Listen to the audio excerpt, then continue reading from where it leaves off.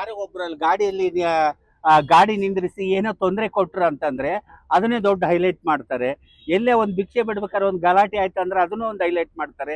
ಎಲ್ಲೋ ಒಂದು sex work ಮಾಡಕ್ಕೆ ಅಲ್ಲಿ ಎಲ್ಲೋ ರೋಡಲ್ಲಿ ನಿಂತಿದ್ರೆ ಅದನ್ನು ದೊಡ್ಡದಾಗಿ ಬಿಂಬಿಸ್ತಾ ಇರ್ತಾರೆ.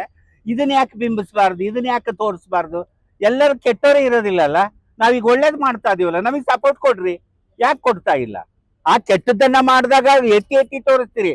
ನಿಮ್ಮ ಹೆಣ್ಮಕ್ಳಲ್ಲಿ ಯಾರು ಕೆಟ್ಟೋರಿಲ್ವಾ? ಯಾರು ಕೊಲ್ಗಡಕರಿಲ್ವಾ? ಯಾರು ಎಲ್ಲರೂ ಒಳ್ಳೆಯರಿದ್ದಾರೆ ಹೆಣ್ಮಕ್ಳಲ್ಲಿ.